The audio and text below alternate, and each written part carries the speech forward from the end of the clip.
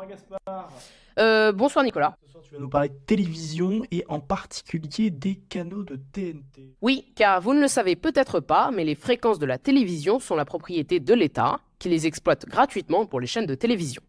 En contrepartie, les chaînes s'engagent à respecter certains critères définis par la loi Léotard de 1986, tels que le respect de l'expression pluraliste des courants de pensée et d'opinion, ou bien des règles déontologiques comme le respect de la dignité humaine, la lutte contre les discriminations ou l'honnêteté et l'indépendance de l'information. Le respect de ces règles étant surveillé par l'ARCOM, ex-CSA. Donc ça veut dire que l'État contrôle ce que disent les chaînes de télévision. Est-ce que ça ne s'apparenterait pas à une forme de censure? Eh bien non.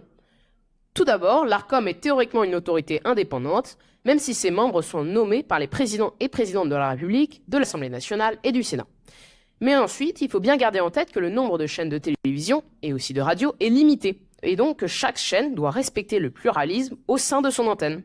C'est donc toute la différence avec la presse écrite ou Internet. On peut avoir un nombre illimité de journaux et de chaînes YouTube, et donc des médias de gauche et de droite. Donc l'année prochaine, on renouvelle 15 canaux. En effet, et c'est un record depuis la création de la TNT. Pour la majorité de ces chaînes comme BFM TV, LCI ou Gulli, cela devrait être une formalité. Là où ça pose plus problème, c'est pour C8 et CNews.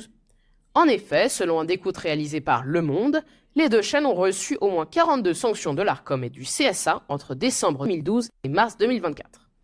En cause, le non-respect de l'obligation d'honnêteté et de rigueur dans la présentation et le traitement de l'information, de l'obligation d'expression des différents points de vue, de l'obligation de maîtrise de l'antenne, et l'obligation du respect des droits de la personne, ou encore de l'obligation de ne pas inciter à la haine ni d'encourager les comportements discriminatoires, après notamment l'insulte de Cyril Hanouna à l'encontre du député Louis Boyard sur C8, ou de l'insulte d'Éric Zemmour à l'encontre des migrants sur CNews.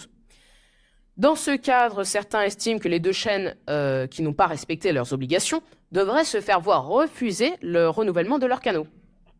Il y avait aussi une histoire d'une décision du Conseil d'État qui aurait fait polémique. Le 13 février, le Conseil d'État, saisi par Reporters sans frontières, a décrété que, pour apprécier le respect par une chaîne de télévision du pluralisme de l'information, l'ARCOM doit prendre en compte la diversité des courants de pensée et d'opinion présentés par l'ensemble des participants au programme diffusé, y compris les chroniqueurs, animateurs et invités. Alors qu'aujourd'hui, l'instance décompte uniquement le temps de parole des invités politiques. C'est donc une réinterprétation de la loi de 1986. Dans la foulée, sur les chaînes du groupe Bolloré, on a dénoncé cette mesure, qui s'apparenterait à de la censure. Et on comprend pourquoi, étant donné qu'elle ne respecte visiblement pas ces nouveaux critères, qu'elle ne rappelait pas tellement plus avant. Et qu'en est-il de la commission d'enquête parlementaire sur l'attribution, le contenu et le contrôle des fréquences de TNT? C'est un événement qui a fait pas mal de bruit. En effet, depuis son lancement en décembre à l'initiative de la France Insoumise, la commission d'enquête a auditionné des grands noms de l'audiovisuel, comme Pascal Praud, Cyril Hanouna ou Vincent Bolloré. Ce dernier a notamment parlé de ses antennes pour désigner les chaînes de son groupe, alors que, comme vous le savez maintenant, les fréquences appartiennent à l'État. Si je ne crois pas à quelque chose, je ne vais pas essayer de le mettre dans mes antennes. Mais plus généralement, tout ne s'est pas passé comme prévu. Beaucoup ont regretté l'audition de Yann Barthès à la demande des députés du RN, qui dénonçaient de ne pas être invités sur l'émission Quotidien. Mais ce qui a fait plus polémique, c'est bien le passage de Quentin Bataillon, député Renaissance de la Loire, mais aussi président de la commission d'enquête sur TPMP. Sur le plateau, il a critiqué l'attitude de Yann Barthès, alors que les conclusions n'étaient pas encore officiellement rendues et qu'il s'adressait à un autre présentateur auditionné. Sa faute a été unanimement critiquée jusqu'à la présidente de l'Assemblée nationale. Affaire à suivre donc avec les conclusions officielles cette fois-ci de la commission d'enquête au plus tard le 8 mai et avec la décision de l'ARCOM au sujet du renouvellement des fréquences de C8 et CNews en 2025.